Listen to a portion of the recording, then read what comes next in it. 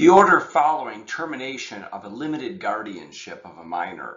Hi, I'm Darren Findling of the Probate Pro, and we're going to examine SCAO Form PC 657. SCAO stands for State Court Administrative Office, PC is Probate Court, and this is Form 657 as reflected by the yellow arrow in the bottom left corner.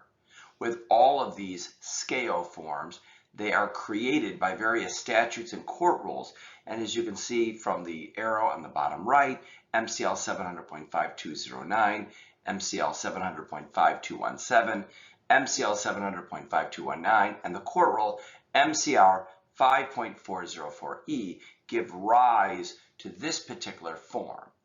And with orders, as opposed to petitions, this is following the court having made a ruling. So if you think about typical motion practice, a petition or motion is filed with the court. It is served upon the interested persons. There's a notice of hearing, and then ultimately there's a court hearing in which there's an adjudication by the court. This would be following a petition to terminate a minor guardianship, and this would be the order that would then arise by virtue of the hearing and the adjudication by the judge. So it's an order following a hearing on a minor guardianship. So let's work our way through the order itself. The top left corner is the county, and the top right corner is the file or case number. At the top section in the matter of just simply states the name of the minor upon which there is a guardianship in place, the date of the hearing, and then the judge. And with all orders, there has to have been notice of hearing given by or waived to the interested parties that are a part of the case, and those are defined by statute and court rule. Now, again, with all orders, the court has to make findings. The court can't just simply, flip a coin and say we're going to terminate. The court has to make findings of fact and conclusions of law on the record to support the ruling that is now made into a court order. And here are the findings of the court. Here for section 4, if there's a limited guardianship, that box would be checked. Section A is whether the parents have substantially complied with that limited guardianship plan. And with a limited guardianship, there's a plan that is on paper that has to be complied by the parent or parents for purposes of reintegrating and terminating that guardianship.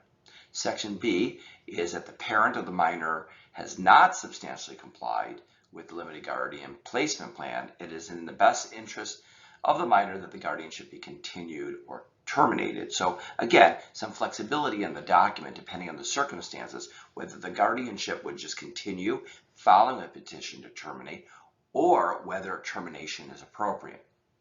Number 5, this is a full guardianship. So again, 4 would relate to limited guardianships, and 5 would relate to a guardianship that was established as a full guardianship. And to understand the difference between a limited guardianship and full guardianship is really just in the word full and limited. Full means full authority. There is more longevity planned with the guardianship, versus limited is based on limit in restrictions and scope. And the idea of a limited guardianship is that there's a guardianship plan that if complied with or substantially complied with would cause for the termination of the guardianship, more short-term or duration. So in section 5, this is a full guardianship. It is in the best interest of the guardianship for it to, again, be either continued or terminated. So the court has flexibility in the findings with the use of the scale form. 6, the minor has resided with the guardian for more than 1 year, and the parents have provided the minor with the parental care, love, guidance, and attention appropriate for the child. A substantial disruption of the parent-child relationship has resulted, and there's clear and convincing evidence that it is in the best interest of the minor to continue the guardianship. Again, kind of a broad finding based on the particular statute. 7, the court has previously entered an order for guardianship for a period not exceeding a year from the date of the hearing. And 8 is whether the court is going to appoint an attorney or a lawyer guardian ad litem to be appointed on behalf of the minor, and that it should be referred to the Michigan Department of Health and Human Services for further investigation. So again, some flexibility in the document depending on what the findings are within that hearing. The order section generally mirrors or is very similar to the findings of the court, but now the court is speaking through its order, and this is the order section that has to be complied with. 8, the guardianship is terminated. The letters of guardianship are canceled, and the guardian is discharged. So kind of this catch-all that provides for the ending of this particular minor guardianship. Section 10, the guardianship shall terminate within 6 months of the date of the order as follows, and then of course an opportunity for a reintegration plan. Under Section A, there's a return to the home, and Section B, there's a reintegration to the parents with certain conditions that may be applied. Let's go to the back side of the form. This is if the Michigan Department of Health and Human Services are going to supervise the transition and provide the necessary services to facilitate the reintegration into the parental home. And those services that would be provided by MDHHS, which is a short term for Michigan Department of Health and Human Services, can be specified there. Section 11 is a guardianship shall be continued with a particular date or until further order of the court, and that further order of the court, but in no event from 1 year from the date of the hearing. So there has to be a need for a constant review of this particular matter. And then again, Section A under 11, the parent or parents shall comply with either the limited guardianship plan if it's a limited guardianship, a court modified limited guardianship plan if the court has then modified it, and the following court structured plan. So the court could impose a court structured plan with a review hearing on a particular date. Again, flexibility within the form for the court based on its findings and under the circumstances of this particular limited guardianship.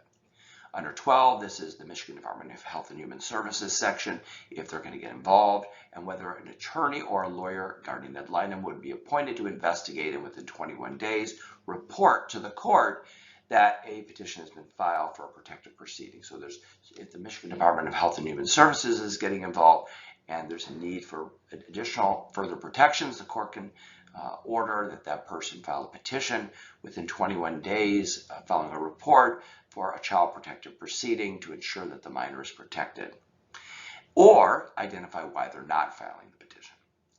Another section that provides for the remaining in the care and custody of the guardian, and that the last order will remain in full force and effect with a review hearing. So again, if it's just going to continue on and have review hearings periodically. 13, that there shall be a continuation during the remainder of the 1 year period as previously ordered, and then there will be a termination date pending termination of the guardianship. The individual parents may have to comply with that limited guardianship plan, modified limited guardianship plan, or a court structured plan. And then of course this really big catch-all, which is 14, which is that the petition itself is simply denied on the merits or dismissed, and then a place for the judge to sign.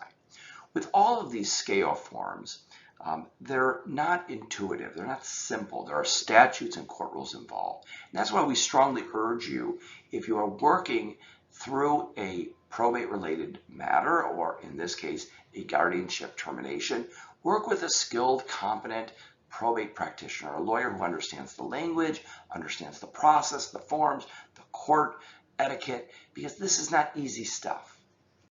At the Probate Pro, we are passionate about everything probate.